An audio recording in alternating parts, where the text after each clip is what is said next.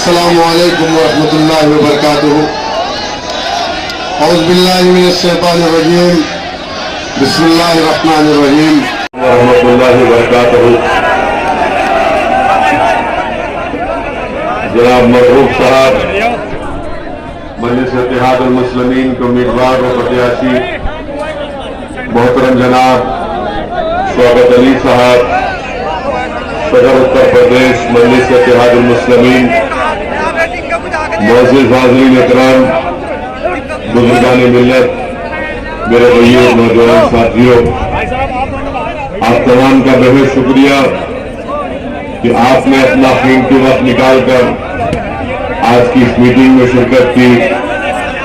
मैं आपसे ये गुजारिश करने आया हूं, आपको बताने आया हूं कि मजलिस इत्तेहादुल मुस्लिमीन भागीदारी परिवर्तन मोर्चा का हिस्सा है और हमने तय किया है कि इंशाअल्लाह अगर अल्लाह ने चाहा आपकी दुआएं, आपका साथ, आपका वोट मिलेगा तो भागीदारी परिवर्तन मोर्चा के पहले मुख्यमंत्री जनाब बाबू सिंह कुशवाहा साहब होंगे 2.5 साल के लिए, और 2.5 साल के लिए एक दलित समाज से किसी को मुख्यमंत्री बनाया जाएगा।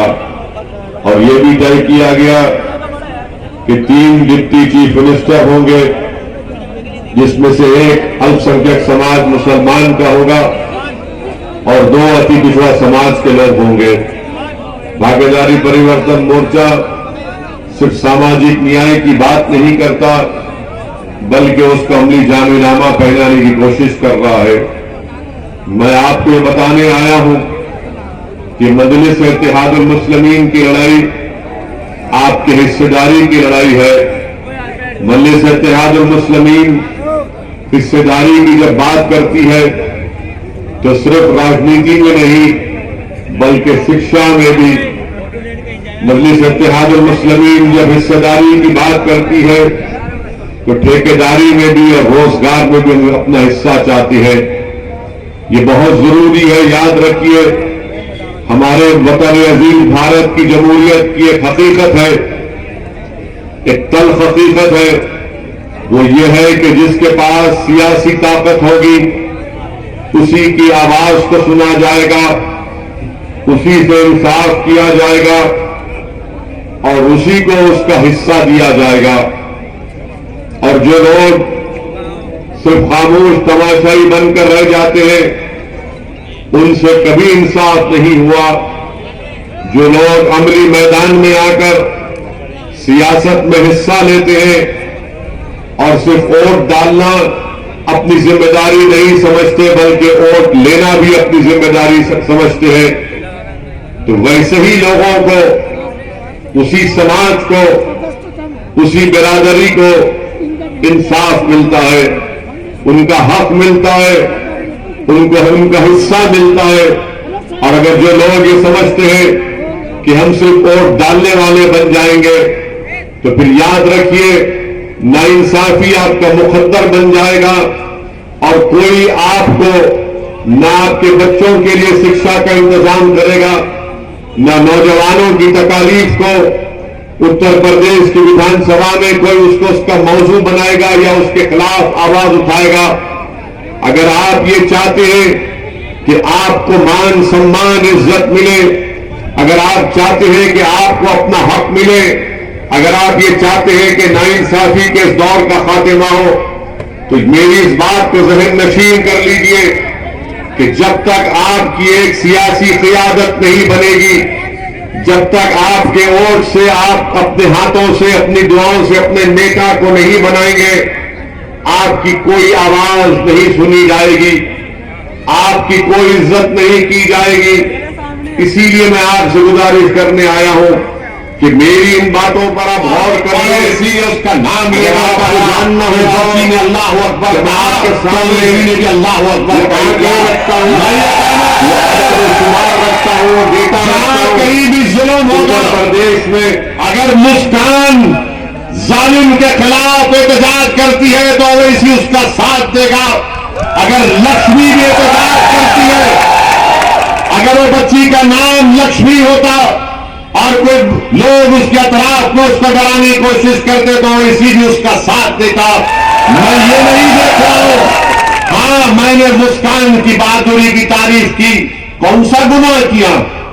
कौन सा आसमान टूट रहा है? अगर कोई बच्ची पढ़ना चाहती है, उसको तालीम से रोका जा रहा है, तो आपके पेट में दर्द क्यों हो रहा है? कोई नहीं बोलेगा, सबकी जबानें खामोश, एक सन्नाटा है। और मुझ पर इल्जाम लगाते कि तुम ध्रुवीकरण की राजनीति कर रहे हो। अरे भारत के संविधान में फंडामेंटल राइट है, मैं क्या खाऊंगा क्या पहनूंगा वो मेरा अख्तियार है, वो मेरा अख्तियार है। मगर आप मुझे नहीं बोल सकते कि तुम शेरवानी नहीं पहनना, तुम कुर्ता पैजामा नहीं पहनना, तुम सर पे टोपी नहीं पहनना, तुम निकाब नहीं करना, तुम हिजाब नहीं करना, तुम चादर नहीं डालना, तुम गोश्त नहीं खाना। अरे तुम होते कौन हो? तुम होते कौन हो मुझे बोलने वाले? भारत के संविधान में मुझे इख्तियार दिया गया, चॉइस एक फंडामेंटल राइट है। और मैं उम्मीद करता हूं कि इंशाअल्लाह ताला अदलिया उन बच्चियों से इंसाफ करेगा, क्योंकि भारत के संविधान में किसी को इजाजत नहीं है कि कोई जोर जबरदस्ती करे। कोई जोर जबरदस्ती नहीं की जा सकती। अब मैं सलाम करता हूं उन बच्चियों को। अब पूछो सपा बसपा से कि मुस्कान के बारे में क्या कहना है, तो सपा वाले बोलेंगे हमारी मुस्कुराहट को देख लो।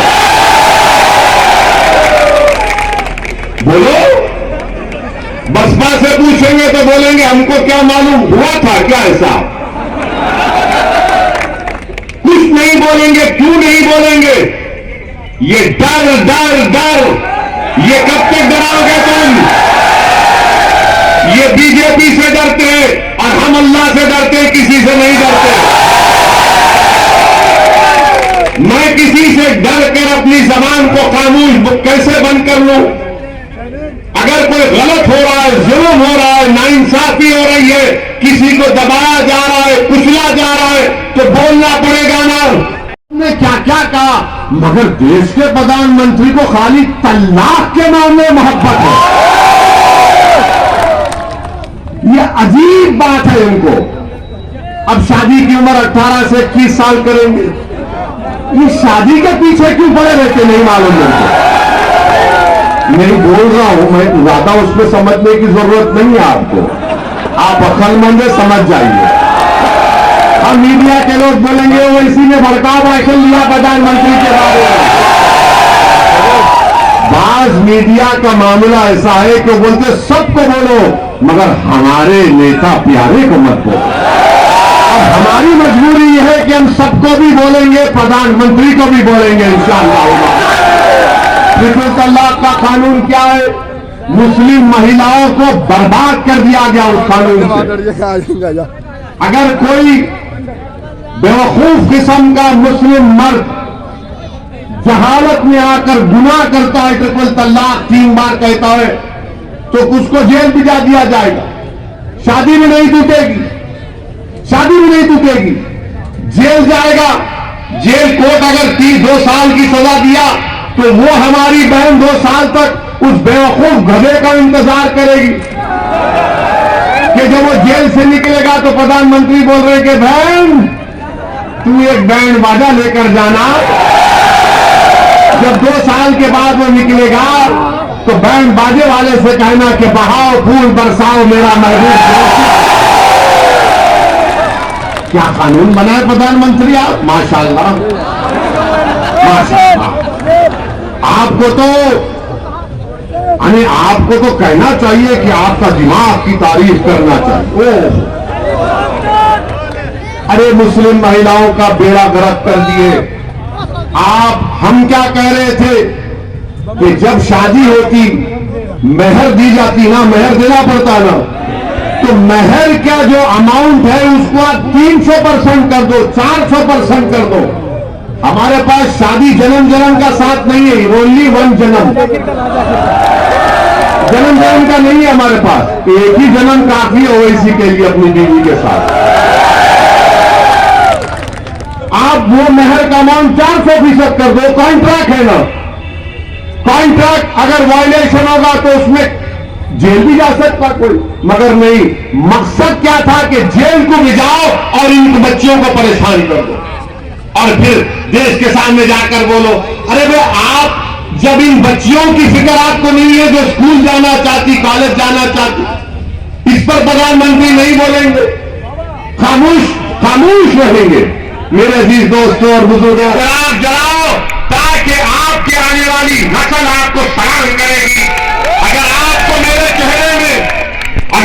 मेरे चेहरे में अपना बेटा नजर आता है तो मैं आपसे हाथ फैलाकर भीख मांग रहा हूं कि आप अपनी आने वाली नस्ल को बचा लो। अगर आपको मेरे चेहरे में अपना चिचा नजर आता है या कुछ दोस्त नजर आता है तो मेरी बात को सुनो, समझो, वरना ये जो आज जो बच्चे 15 साल के हैं, कल जब 20 साल के हो जाएंगे और वो आपसे सवाल करेंगे हिस्सेदारी के बारे में, शिक्षा के बारे में, रोजगार के बारे में, सियासी आवाज के बारे में, ताकत के बारे में, तो आप क्या जवाब देंगे? मेरी आप तमाम सदमन गुजारिश है कि आप 14 तारीख के दिन पतन के निशान पर बटन दबाकर मरहूब को कामयाब करिए। मैं ये बात आपको बता रहा हूं, मेरी बात सुनो भाई प्लीज। मैं आपको बता रहा हूं कि मेरी जिंदगी की कोई अहमियत नहीं है। मैं उन नेताओं से नहीं हूं, उन सियासतदान का नहीं हूं कि जिसको सिक्योरिटी की जरूरत है। मैंने पार्लियामेंट में खड़े होकर बीजेपी की सरकार से कहा मुझे जेड कैटेगरी नहीं चाहिए, मुझे अव्वल दर्जे का शहरी बनाओ, मुझे हुकूक दो। ये मेरी राय है। अगर मैं अपनी जिंदगी का तहफ्फुज कर भी लिया तो मुस्कान को तहफ्फुज नहीं मिला तो मेरा तहफ्फुज क्या फायदा, मैं बताऊं। अगर मुझे तहफ्फुज मिल ही गया तो 22 बच्चे जो CAA के प्रोटेस्ट में मारे गए, शहीद हो गए, उनके खानदान परिवार का क्या होगा बताओ। यही तुम सियासत कर रहे हो। मैं अपनी जान की हिफाजत की सियासत नहीं कर रहा, मैं आपके हुकूक की लड़ाई लड़ रहा हूं।